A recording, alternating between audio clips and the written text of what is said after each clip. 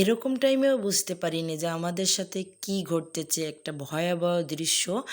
আসলে আমরা এখনও এরকম আকাশটা এরকম দেখে বুঝতে পারিনি। আসসালামু আলাইকুম, সবাই কেমন আছেন? আশা করি সবাই ভালো আছেন। আলহামদুলিল্লাহ, আপনাদের দোয়া এবং ভালোবাসায় আমরা সবাই ভালো আছি। আসলে বিশ্বাসই হইতেছিল না যে আসলেই বন্যা হবে বা এরকম একটা ঘটনা ঘটবে। আমরা আসলেই বিশ্বাস করতে পারিনি। হঠাৎ করে এটা ছিল আগের দিন বিকালে, তারপরে সন্ধ্যা থেকে মানে একটু একটু তারপর থেকে আস্তে আস্তে রাত বেশি হয়ে গেছে। তখন তো বেশি হয়েছে, আমি তখন একটু ভিডিও করতে পারি নাই।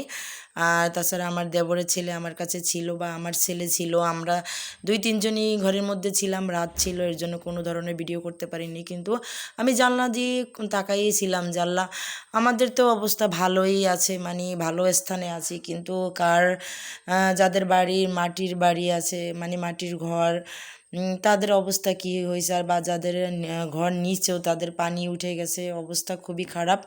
যাই হোক, আমি শুধু সারা রাত তাকিয়েছিলাম, জানলা দিয়ে একটু ঘুমাইনি। এটা হলো পরের দিন সকালের এই দৃশ্যগুলা, বৃষ্টি পড়তেছে এবং পানি। এটা হলো আমার সামনের সাইডের পানি, দেখেন কি কত কিছু ভেসে আসছে। সামনের সাইডের পানিগুলো একদম বেশি ছিল, কারণ ওই যে সাইডে বড় বিশাল মাঠ, আপনাদের তো আগেই দেখাইছি, অনেক বড় মাঠ। এখান থেকে তো পানি, মানে কি বলবো, মনে করেন মানে ছোট বড় গরিবের কক্সবাজার বা কুয়াকাটা এরকম একটা দৃশ্য। যাই হোক, এখানে কলা গাছটা ভেঙে পড়ে আছে। এটা হলো কিন্তু যেদিন রাত্রে বন্যা হয়েছে, তার সকালবেলা এই ভিডিওটা ছিল, সকালবেলার করা। সব কিছু ভাসিয়ে নিয়ে আসছে এরকম অবস্থা। রাত্রে আসলে আমি বারবার উঠে দেখছি যে আমার ঘর কি অবস্থা হবে, মানে পানি উঠবে কি না আরও, এরকমটা চিন্তা ভাবনা করছি, কিন্তু উঠে নাই। আল্লাহর রহমত করছে, উঠে নাই। কিন্তু যাদের ঘরে পানি উঠছে তাদের কি অবস্থা, সারা রাত তো ঘুমাতে পারিনি। আমি অবশ্যই ঘুমাই নেই। দুইটা বাচ্চা নিয়ে বসেছিলাম, একটা আমার দেবরের ছেলে আর একটা আমার ছেলে, এই দুইটা নিয়েই বসেছিলাম জানালার পাশে।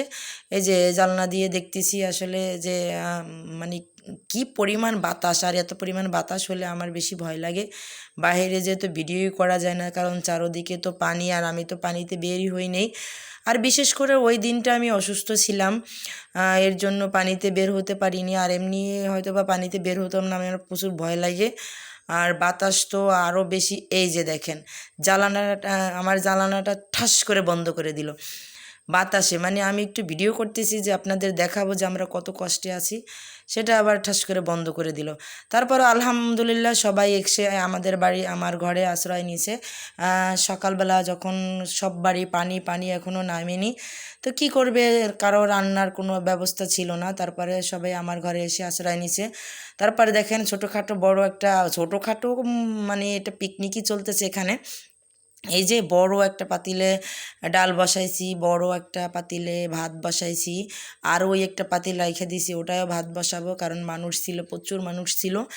যাই হোক, আলহামদুলিল্লাহ যে আমার এতটুকু ঘরে আমি আশ্রয় দিতে পারছি, এটা আল্লাহর কাছে লাখো লাখো শুক্রিয়া আদায় করি যে এখানে সবাই একটু মাথা গোঁজার ঠাঁই করে নিতে পারছে।